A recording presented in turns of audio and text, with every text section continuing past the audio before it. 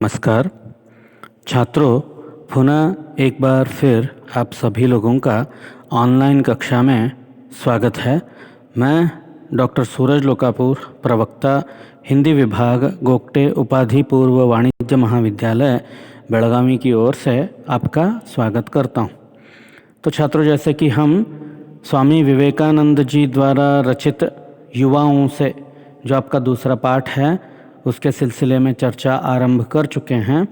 तो अब तक की कक्षा में हमने भारत के युवाओं पर, युवतियों पर विवेकानंद जी का क्या प्रभाव रहा, उनकी आस्था कैसी थी, भारतवर्ष जो पुराने समय में कमज़ोर माना जाता था वो आज कितना शक्तिशाली बन गया है और संसार में विश्व नायक का रूप धारण कर सकता है। और ये कैसे होगा? गरीब से गरीब, अनपढ़ से अनपढ़, अछूत से अछूत, अस्पृश्य से अस्पृश्य जो भी व्यक्ति है उन सब के योगदान से ही भारत का उद्धार हो सकता है, भारत का नवनिर्माण हो सकता है। इस बारे में विवेकानंद जी बोलते हैं। आगे चलकर विवेकानंद जी कहते हैं कि भारतीय जनमानस का जो स्वभाव है वो राष्ट्र के प्रति समर्पण भाव तथा राष्ट्र के आदर्श जीवन को सामने रखते हुए होता है। और इसी संदर्भ में वो कहते हैं भारत के राष्ट्रीय आदर्श त्याग एवं सेवा है, अर्थात भारतीय लोग त्यागमयी हैं, सेवा भाव से संपन्न हैं। तो इस आधार पर अगर हम देखें तो भारतीय व्यक्ति भारत के अभिवृद्धि में, भारत की उन्नति में किस प्रकार अपना योगदान दे सकता है या भारत के लिए वो क्या कुछ नहीं कर सकता, उसके बारे में अब युवाओं को विवेकानंद जी संदेश देते हैं। वहाँ से हम शुरू करते हैं। केवल वही व्यक्ति सबकी अपेक्षा उत्तम रूप से कार्य करता है जो पूर्णतः निस्वार्थी है, जिसे न तो धन की लालसा है, न कीर्ति और न किसी अन्य वस्तु की। और मनुष्य जब ऐसा करने में समर्थ हो जाएगा तो वह भी एक बुद्ध बन जाएगा और उसके भीतर से ऐसी शक्ति प्रकट होगी जो संसार की अवस्था को संपूर्ण रूप से परिवर्तित कर सकती है। तो छात्रों, यहाँ पर विवेकानंद जी का कहना है कि व्यक्ति का जो चरित्र है वो बुद्ध जैसा होना चाहिए। बुद्ध कौन है आप जानते हैं? गौतम बुद्ध, जिन्हें हम मानते हैं या गौतम बुद्ध के नाम से जिन्हें हम जानते हैं, उनकी चर्चा वो करते हैं यहाँ पर। बुद्ध बनना अर्थात चरित्र, वचन, कार्य, कैरेक्टर, स्पीच एंड वर्क, ये तीनों, इन तीनों में सामंजस्यता, कोऑर्डिनेशन होना ज़रूरी है, तभी हमारा चरित्र जो है वो आदर्शपूर्ण बनेगा। जैसे अभी गौतम बुद्ध भगवान के नाम से भी पहचाने जाते हैं, देव मानव भी उनको माना जाता है। वो एक साधारण से राजकुमार थे, लेकिन उनके जीवन की अगर हम चर्या देखते हैं, उन्होंने अपने जीवन में जो जो सहा, जो जो अनुभव किया, जैसे उन्होंने अपने जीवन का निरूपण किया, उस माध्यम से अगर हम देखें तो आज वो भगवान बनने के कक्ष पर हैं। तो अगर हमें भी उसी प्रकार श्रेष्ठ मानव बनना है तो हमें क्या करना होगा? गौतम बुद्ध के ही गुणों का अनुपालन करना होगा। जैसे उनमें कुछ वो बताते हैं, जो व्यक्ति पूर्णतया निस्वार्थी होता है। स्वार्थ में भी दो प्रकार हैं, स्वस्वार्थ है तथा निस्वार्थ है। स्वस्वार्थ अर्थात व्यक्ति जो भी करता है, जो भी कहता है, वो केवल स्वतंत्र रूप से अपने लिए ही करता है। निस्वार्थी व्यक्ति जो भी करता है अपने लिए छोड़कर दूसरों के अभिवृद्धि के लिए करता। तो जो व्यक्ति पूर्णतया निस्वार्थी होगा, जिसे न धन की लालसा होगी, न कीर्ति और न किसी अन्य वस्तु की, कमोडिटी लाइफ जिसको हम कहते हैं, जड़ जीवन, इसमें ज़्यादा आस्था नहीं थी विवेकानंद जी की, वो आध्यात्मिक जीवन पर विश्वास रखते थे। तो हमें जीने के लिए क्या क्या चाहिए? हवा चाहिए, पानी चाहिए, ये सारी चीज़ें तो हमें मुफ्त में मिलती हैं। फिर भी व्यक्ति धन के पीछे, यश के पीछे, कीर्ति के पीछे पागलों की तरह भागता रहता है, जिसे वो सर्वथा निषिद्ध मानते हैं। तो इसलिए वो कहते हैं जिसे किसी वस्तुमूलक श्रेष्ठता या वस्तुमूलकता की आवश्यकता नहीं होती, वही मानव लोगों के प्रति, देश के प्रति, देश की उन्नति, लोगों के सौहार्द के लिए कार्य करने में समर्थ होगा। और जब व्यक्ति उस स्तर तक पहुंच जाएगा तो उसके समाज के लोग, उसके क्षेत्र के लोग भी उसे भगवान की तरह पूजेंगे। अर्थात इसलिए वो कहते हैं वह भी एक बुद्ध बन जाएगा। और वैसे व्यक्ति में नवनिर्माण की क्षमता उत्पन्न हो जाती है। वो चाहे तो कुछ भी नया निर्माण कर सकते हैं। अगर हम उदाहरण के लिए देखें तो जितने भी हमारे बड़े बड़े महात्मा हुए हैं, उदाहरण के लिए अगर हम ऐतिहासिक संदर्भ को देखें तो राजा राम मोहन राय का नाम सर्वश्रेष्ठ लिया जाता है। क्यों? स्त्री मुक्ति, स्त्री शिक्षण, स्त्री शोषण से मुक्ति, स्त्री उद्धार के लिए, स्त्री पक्ष को लेकर जितना कार्य उन्होंने किया है बाकी कोई नहीं कर पाया। क्यों? वो निस्वार्थ भाव के थे, उन्हें किसी चीज़ की लालसा नहीं थी।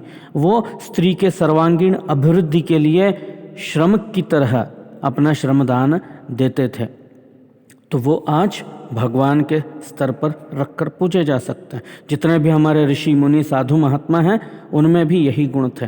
तो अगर उन गुणों को पालन हम करें तो संभव है कि एक समय में आकर हम में भी दिव्यता उत्पन्न हो जाएगी। अब दूसरा पैराग्राफ में वो बताते हैं, जब तक करोड़ों भूखे और अशिक्षित रहेंगे तब तक मैं प्रत्येक उस आदमी को विश्वासघातक समझूंगा जो उनके खर्च पर शिक्षित हुआ है परंतु उन पर तनिक भी ध्यान नहीं देता।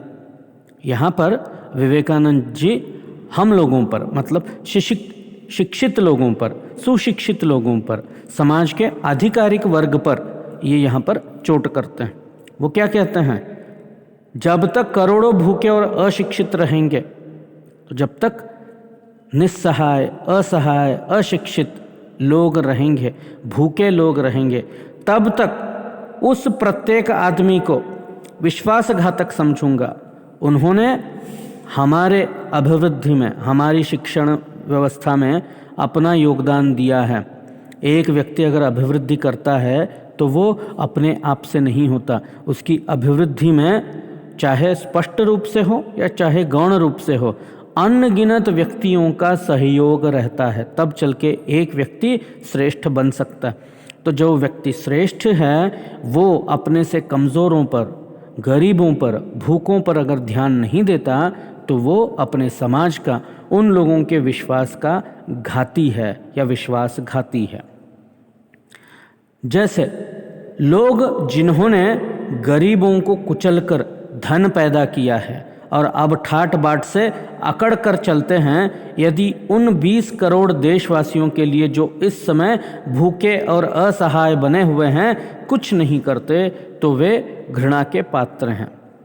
यहाँ पर विवेकानंद जी ने 20 करोड़ की बात की है, ये उनके समय की बात थी। अब भारत की जनसंख्या 140 करोड़ तक पहुँच रही है। हम यहाँ पे संख्या पे नहीं जाएंगे, केवल भावनाओं को लेकर चलते हैं। विवेकानंद कहते हैं जिन लोगों ने गरीबों का हक मारकर, गरीबों के जीवन को तहस नहस करके, उनके अधिकारों का हनन करके अपने आप को धनवान बनाया है, अपने आप को श्रेष्ठ सिद्ध किया है और आज बड़े ठाट बाट से रहते हैं, अगर वे लोग उन्हीं असहाय गरीबों पर ध्यान नहीं देते, उनकी देखभाल नहीं करते, तो उनसे ज़्यादा घृणा के लायक इस संसार में दूसरा कोई जीव है नहीं। ये विवेकानंद समझाते हैं। आगे बढ़ते हुए विवेकानंद कहते हैं अगर लोगों के लिए काम करना हो, देश की उन्नति प्रगति के लिए काम करना हो, तो व्यक्ति का स्वभाव कैसा होना चाहिए। वो कहते हैं हमेशा बढ़ते चलो। तो छात्रों ध्यान रखो, ये जो पैराग्राफ है ये विवेकानंद जी के व्यक्तित्व, स्वभाव और चरित्र का घोष मंत्र भी माना जाता है। जब जब ये स्टेटमेंट पढ़ा जाएगा, लोगों के दिमाग में एक ही व्यक्ति का चित्र घूमेगा, वो है स्वामी विवेकानंद जी। जैसे वो कहते हैं, हमेशा बढ़ते चलो, मरते दम तक गरीबों और पद दलितों के लिए सहानुभूति, यही हमारा आदर्श वाक्य है। वीर युवकों बढ़े चलो, ईश्वर के प्रति आस्था रखो, किसी चालबाजी की आवश्यकता नहीं है, उससे कुछ नहीं होगा। दुखियों का दर्द समझो, ईश्वर से सहायता की प्रार्थना करो, वह अवश्य मिलेगी। युवकों, मैं गरीबों, मूर्खों और उत्पीड़ितों के लिए इस सहानुभूति और प्राणपण प्रयत्न को धाती के रूप में तुम लोगों पर अर्पण करता हूँ। प्रतिज्ञा करो कि अपना सारा जीवन इन 30 करोड़ लोगों के उद्धार कार्य में लगा दोगे, जो दिनों दिन अवनति के गर्त में गिरते जा रहे हैं। यदि तुम सचमुच मेरी संतान हो तो तुम किसी वस्तु से नहीं डरोगे, न किसी बात पर रुकोगे, तुम सिंह तुल्य होगे। हमें भारत को और पूरे संसार को जगाना है। तो यहाँ पर ये जो है, ये घोष वाक्य है। ये विवेकानंद जी के आदर्शों का पालन जो भी व्यक्ति करना चाहता है, उसे यही प्रतिज्ञा लेनी पड़ती है कि वो हमेशा दूसरों के भवितव्य के लिए, दूसरों के उद्धार के लिए अपने संपूर्ण जीवन को समर्पित कर देगा। आगे बढ़कर वो कहते हैं, तुम तो ईश्वर की संतान हो, अमर आनंद के भागी हो, पवित्र और पूर्ण आत्मा हो, अतएव तुम कैसे अपने आप को जबरदस्ती दुर्बल कहते हो। अर्थात मानव जो है मनु की संतान है, मनु से ही मानव का उत्पन्न माना जाता है वेदों में, उपनिषदों में। अब मनु कौन है? मनु परमात्मा का मन है, जिसको कई लेखकों ने, साहित्यकारों ने एक व्यक्ति रूप में प्रस्तुत करने की कोशिश की है, जिसमें हमारे हिंदी साहित्य में जयशंकर प्रसाद जी, जो ऐतिहासिक लेखक हैं, उन्होंने अपने जीवन का संपूर्ण सार लेते हुए एक बृहत ग्रंथ का निर्माण किया है, जिसका नाम है मनुस्मृति। ये वेदों में भी मिलता है। उसको नाटकीय रूप में जयशंकर प्रसाद जी ने पुनः आवर्तित किया है। तो उसमें अगर हम देखें तो जहाँ जहाँ पर भी हम मनु की बात करते हैं, तो वहाँ पे स्वयं परमात्मा का अवतार हम देख सकते हैं। इस आधार पर अगर हम देखें तो विवेकानंद जी कहते हैं कि मनुष्य परमात्मा की संतान है। जैसे हम ईश्वर को अपना पिता मानते हैं, विष्णु को अपना पिता मानते हैं, ब्रह्मा जी को अपना पिता मानते हैं, अगर हम उनको पिता मानते हैं तो हम कौन हुए? हम ईश्वर की संतान हैं। हम अमर आनंद के भागी हैं। हमें डिवाइन हैप्पीनेस, जिसको कहा जाता है अध्यात्म में डिवाइन हैप्पीनेस, अर्थात अमरत्व, भगवान को जितनी खुशी मिलती है उसी सादृश्य में मनुष्य को भी खुशियाँ मिलनी चाहिए। क्या मिलती हैं? नहीं, क्योंकि हमारा स्वभाव, हमारा चरित्र भगवान जैसा दिव्य नहीं है। जिस दिन उस स्तर पर हम पहुंच गए, हमें भी आनंद जो है वो अमरता के कगार पर मिलेगा। पवित्र और पूर्ण आत्मा है। मनुष्य क्या है?